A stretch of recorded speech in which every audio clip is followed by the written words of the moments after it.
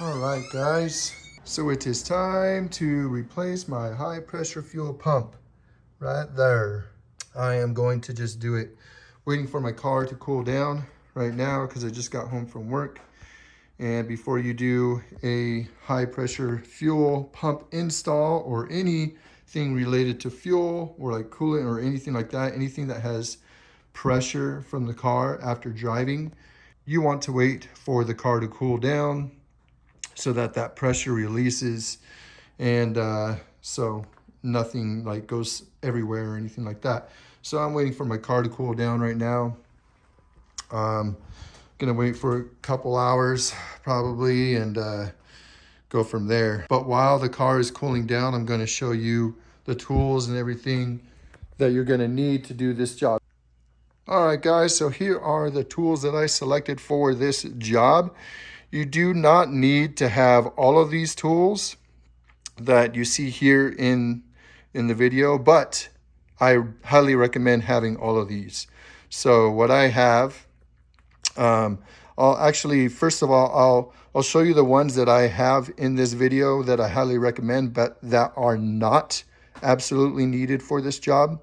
So first, the ones that are not absolutely needed for this job are gloves, towels, safety glasses, magnetic tool holder, and I believe that's it.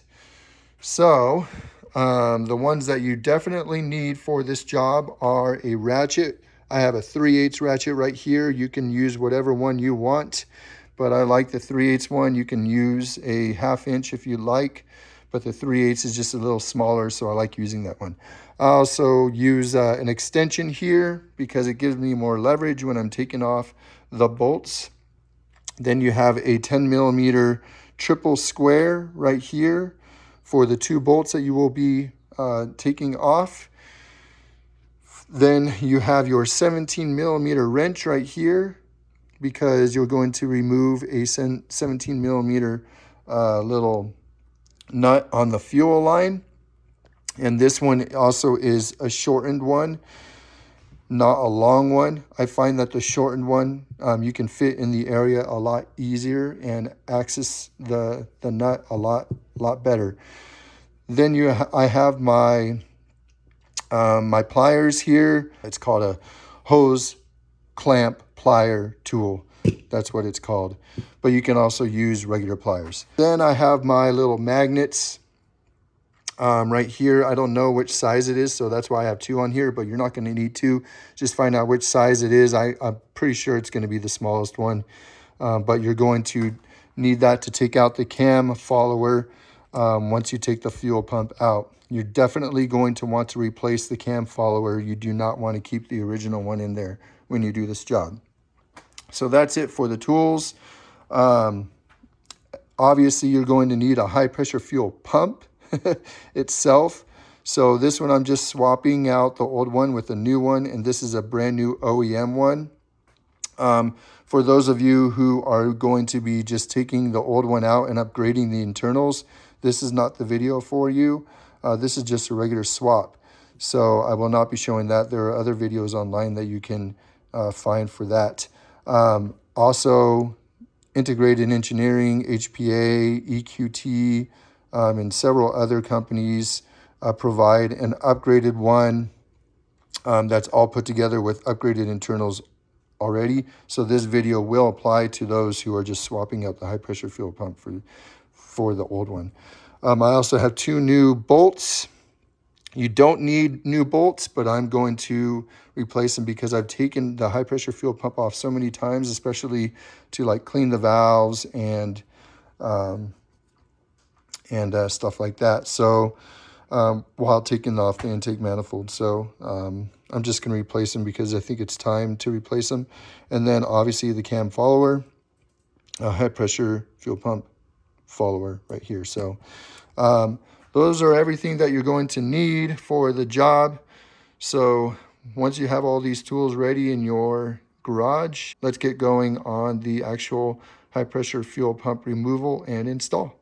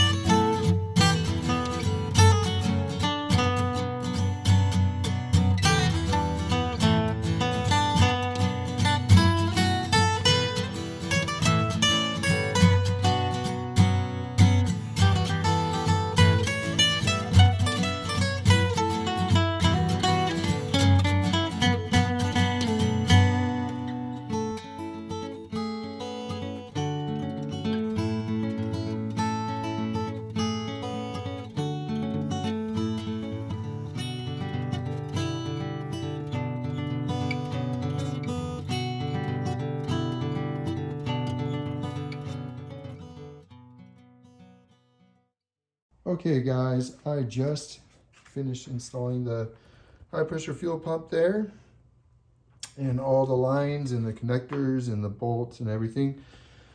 So I had to do quite a bit more than I expected to do. Even though I've done this job, I've pulled it off many times. Installing a new one was tough, mostly because of this hard line right here. Now, for those of you who know about this hard line, it connects down to your fuel rail that connects to your injectors down there, and those sit underneath the intake manifold. And the line is hard, so it doesn't bend, obviously. It's a fuel line, and because it doesn't bend, it's really hard to, I mean, this nut right here, that nut, is really easy to undo, but the line sits on the HPFP line that comes out of it, and it's really hard to take off because it has like a mushroom head on it, and it kind of sits into place. And so because of that, it's just really hard. I mean, with the limited amount of space in between here and stuff, it's just really hard to take off the HPFP when you only undo that portion of the line. So what I did is I took my 17 millimeter wrench and I undid. It looks exactly like this, but it's in there. You probably can't see it. There it is right there. Let me see here. If I can get in there, it's right down in there. You can kind of see it, but the phone just doesn't pick it up very well. But anyways, I undid that one. And when you undo that nut on the other end of that hard line, then the hard line, it has some flexibility, and it's able to move around. And when it's not fixed, if you don't undo that line, it's basically fixated in place to where this end doesn't move around. There's no movement to it. So you can't really connect the new high pressure fuel pump to its spot and connect the fuel line. I'm sure you can do it somehow. It'll just take some time and some work and effort, but it's so much easier doing it this way. So what I did is I unloosened the nut down there. That gave the top some flexibility. Do not take the nut fully off because you don't want to have to like screw it back onto its brass fitting. You just do it a little bit to where it's unloosened a little bit. It will give some flexibility to this end. And when this end has some flexibility, then you can connect the line that comes out of the HPFP to the hard fuel line right here very easily. It's so much easier. And I was struggling with that because I didn't want to have to do that, because I know it's more of a pain to undo that one than it is to do this one because there's such limited space. And, you know, I removed the air box here just to give me more space for my big old arms and my hands. You don't really have to do that. I could do it without removing that, but this is literally a 1-minute job removing it, if that. And so it gives me more space and it's easy to put on. So I removed it, did that. Then I connected it. And then once you have this line connected to the HPFP line that sticks out, what you'll want to do before you put these bolts in is thread on this nut onto that brass fitting line first, so that it's threaded on there, because once you have these tightened down even a little bit, it's so much harder to give it. Now this one has no wiggle space, right? And it's so much harder to thread that onto its brass fitting. So before you put these bolts on, thread this, connect this line, and then thread its nut onto its threading. Get it started, and then once you have it started, it will be fine. Then once you have it started, you'll be able to connect these and tighten them down. And then you can tighten these down. Make sure you rotate, because this is spring loaded. So you rotate, tighten, tighten, tighten, tighten, tighten, tighten, tighten, tighten, tighten. And you do that until it's snug, and then you can tighten them both. And then once those are tightened, and then you fully tighten this nut, down, and that'll be ready and set. Don't forget about retightening that nut on the bottom down there too, or else you'll have a fuel leak. And then once those are tightened, connect, and you're all set. All right, guys, so that's the end of that install. Probably a longer video than it should have been because I was struggling with it, and it's hot out here and I'm sweating like a pig. I was getting frustrated after a long day of work. I'm like, this should have been a 10, 15-minute job, and it ended up being a 45-minute job. So such is life with cars, right? Such is life. But that's going to be the end of this video. I hope you like this, and I can give you some tips on like the process that you go through on connecting and disconnecting all this stuff. And hopefully you learn a little bit through this video. So thank you for all your comments, your dislikes, your likes, your subscriptions. I appreciate all of that. Welcome to the channel for all those who are new, and welcome to the platform who have been getting into this platform. If you have any questions, leave them in the comments. Send me a message through Instagram at Jace's Own World. And yeah, until the next video, peace.